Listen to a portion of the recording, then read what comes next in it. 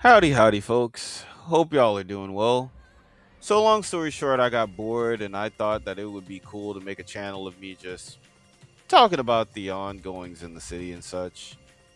Tell some stories here and there and, do all of that, malarkey. The name's Quinzel Harlot, but I go by Quinn, Quinnie, and another name if you know me well enough. I'm from Angels Park in the northeast side of Vermilion City. It's a predominantly echidna area, but anybody's really welcome. We don't discriminate at all. Let's just say if you're not from there, you will get looked at weirdly. So don't say I didn't warn you. I grew up in a small apartment with two half siblings, my younger brother Jersey and my baby sister Celeste. My dad was always out all the time handling business, in quotations. So, as the older sibling, I pretty much took care of my sister and brother when he was away, and sometimes it would be from days on end because he was out there doing whatever he was doing. As it goes for my family, I'll talk about them more in detail in another video because, in my opinion, that deserves its own video anyway.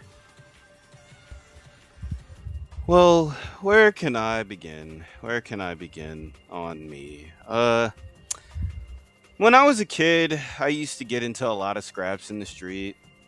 Like, I mean, every day, damn near every day, because there just really wasn't a day where I wasn't getting into a fight. I don't know what it was about me, but like, I guess like I just attracted trouble even at a younger age to where the kids in my neighborhood would come up and beat me up and or try and beat me up. I mean, I would fight back. I mean, that's how I learned how to fight back, but you know, kids being kids and all. Uh well, when I wasn't getting beaten up or when I wasn't fighting in the streets, when I got home, I pretty much took care of my younger siblings. And because I took care of my younger siblings a lot, since, my dad wasn't out or my dad wasn't home at all, I never really went to school. Like, I never went to school. I a lot of people said that, like, since I never went to school, I'm amazed. Like, they always tell me, oh, wow, I'm amazed that you know how to read and this, that, and the third. But, when I was at home while they were at school, like my younger siblings went to school, but I never went to school. So while they were out doing whatever in school and such, I was cleaning the house, I was, making dinner, washing clothes, uh just doing a lot of housewife stuff. Just I feel like I wish I could have went to school, but at the same time, I know for a fact I wouldn't have fit in if I did. So that's why I just decided to like stay home and just, I guess you could say, be a parental figure for my younger siblings. I mean, doing all of that pretty much like helped me learn basic life skills, like, the things that teachers don't teach you in a classroom, like, you know, home etiquette and all that other jazz. So, when my siblings were old enough to take care of themselves, that's when I started to have more time to myself to, like, I guess, be in the streets. Like, I definitely didn't do the same things that my dad did because, like, I wasn't about that life. Like, I was tough, I was rugged, I was like, I did a lot of fighting and stuff like that. But what he did was just on a whole nother level. So I did not even dream about doing anything like that. So I basically took up sticking people up. So yeah, I used to rob people a lot. Basically, me and a childhood friend of mine named Gladys, she would pretty much convince me to like go around and, just stick people up and just rob people. Like, yeah, it sounds terrible, but I was a kid and I didn't know any better. And like, but it was just a wild time for me. Okay, it was a really wild time. Don't get me wrong, we never robbed anybody in our neighborhood. We never robbed anyone in Angels Park. Like, that was off limits to us. Because why would we rob our own people, you know? And this was also around the time that my dad was doing a prison sentence, and pretty much I was the only provider in the house. Like, Jersey and Celeste didn't have jobs, so how were we going to get money? It was up to me to get the money. So we would go to different neighborhoods in Vermilion, at least close proximity to where we lived, and we would pretty much just rob people. Like, we would either catch people on the streets, and this was mostly at night too. We would catch people on the streets, and we also broke into houses and into cars to basically steal either any money we found or anything of value that we could probably sell to like a pawn shop. And like, basically that's how we made our money, that's how we paid the bills. And you would probably ask, at my age, why would I be paying bills? Pretty much like I said, I was the provider. And it didn't matter how they got paid, it just mattered if it did get paid. And I did that to the point where I was so good that I was raking in so much money. And I kept doing this pretty much, like, even in my 20s. When I got into my 20s, I started basically getting so much money that I would even do a little bit of loan sharking. Like, I would loan out money that I would get from these robberies to people that needed money. And I pretty much said, yeah, I need this money back twice as much as well. Like, I needed two times the money that I loaned you. And basically, people would pay me back on time, and then I would multiply my money like that. Like, I was paying the bills, I was getting Jersey what he wanted, I was getting Celeste what she wanted. And I pretty much just felt like I was invincible at that point. And this was also around the time that, I was also finding myself, I was exploring my sexuality. I was doing a lot of things like, you know, I was hooking up with guys and hooking up with girls and stuff. Like I said, I was exploring my sexuality. I basically ended up pretty much being pansexual, pansexuality. And I'm also, gender fluid as well. I go by any pronouns, it doesn't matter. But, and like I said, finding yourself is probably one of the best things you can do, because when you do, you pretty much can just conquer anything. It feels like you can conquer anything when you find yourself and be your true self. But anyway, back to the video. So pretty much everything was business as usual. I was getting my income the way I usually get my income and stuff like that. And it was good for a couple of years, for a while. Like I said, my dad was locked up, so I pretty much got money the way only in the way I could get it. You know, my brother and my sister started getting their own, little gigs and stuff. And even they started making money, so we were able to, support ourselves. And we would actually give back to our community as well. Like, we would, give money to the homeless. We would, we would donate to a lot of charity and stuff like that, because we're not evil people. We do these things because, it's the only way we knew how to survive.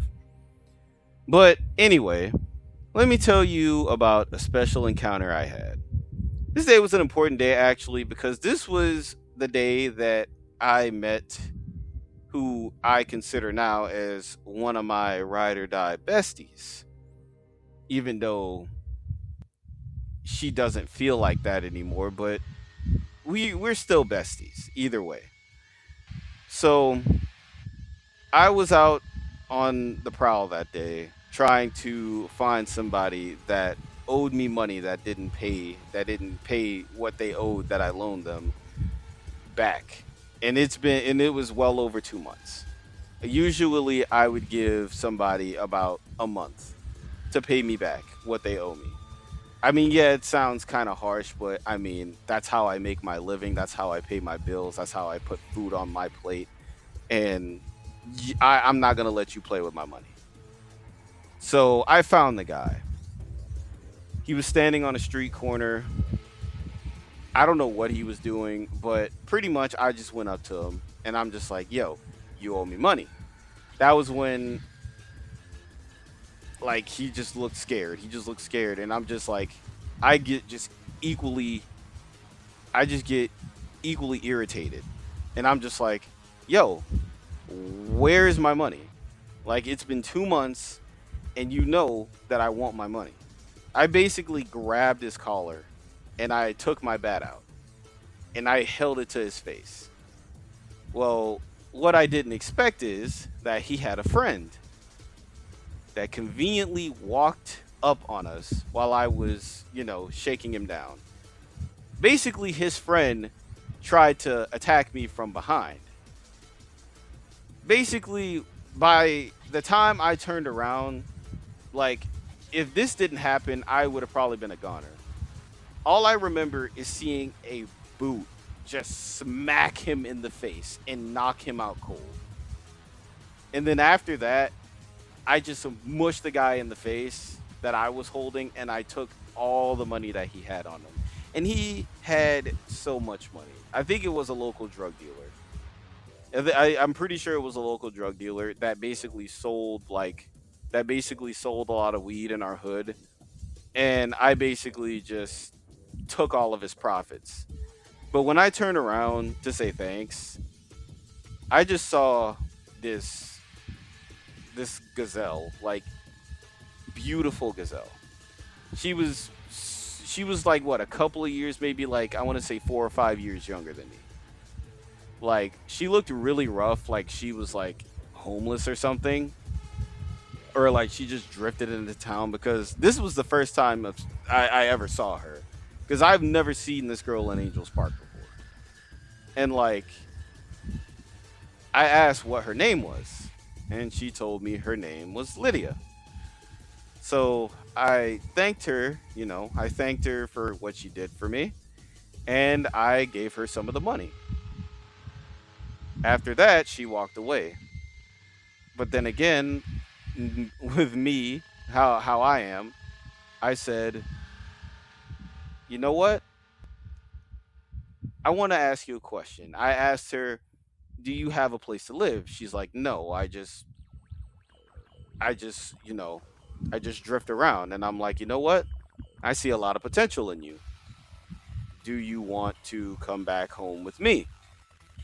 Me and you can do jobs and stuff together. Because I felt like she could use the money and she could use a place to live, because she just seemed like an ordinary cool person. Well, you know what? No. She wasn't an ordinary cool person. She was way beyond that. I basically convinced her to come with me. So basically, me and her were rooming together. I had me a little apartment of my own, like, not with Jersey and Celeste. They pretty much moved out by that time. So me and her basically just partnered up and did a bunch of dirt. Lydia is just an awesome girl. Even though she is even though I do question her sometimes, but Lydia deserves her own video. Like, she definitely deserves her own video, and I will tell that story when that video comes. A couple of years later, after I met Lydia and Lydia started getting her own opportunities and such, I decided to form a group. I guess if you want to, you can call it a gang, but I mostly think it's just a group of friends that just want to, hustle together, put work in the streets and stuff like that. But, a lot of people call that a gang, so, we can call it a gang. It was two of my childhood friends, and the other two were basically just people from one of them was a person from the neighborhood that I knew loosely, and the other one is a whole another like crazy story that also deserves its own video. But we called ourselves the Harlots. Yes, it's named after my last name, but they didn't oppose to it. So yeah, that's what we called it. And let's just say that they are pretty much like family to me, just like Celeste and Jersey are. And at this point in time, Celeste and Jersey are out and about doing their own things. Like Celeste is out there in, she's out there in Jubilee City doing her fashion designing thing, which is awesome in my opinion. Jersey's out there doing his own thing. He met a guy because, he also came out to me and he told me that he was gay. And I was surprised because with the way he looks, I thought he could pretty much pull any girl that he wanted to, but no. He actually has a he actually has a boyfriend. His name's Asahi, and I met him before, and we even get along together. He's a fucking sweetheart. Trust me, he's a really really cute guy. And my dad, after he got out of prison, he decided to start up his own adult. Let's just say he decided to start up his own adult film industry, like his own adult film studio. That's all I'll say. But my dad's happy. He also makes a ton of money and has a ton of connections across the industry.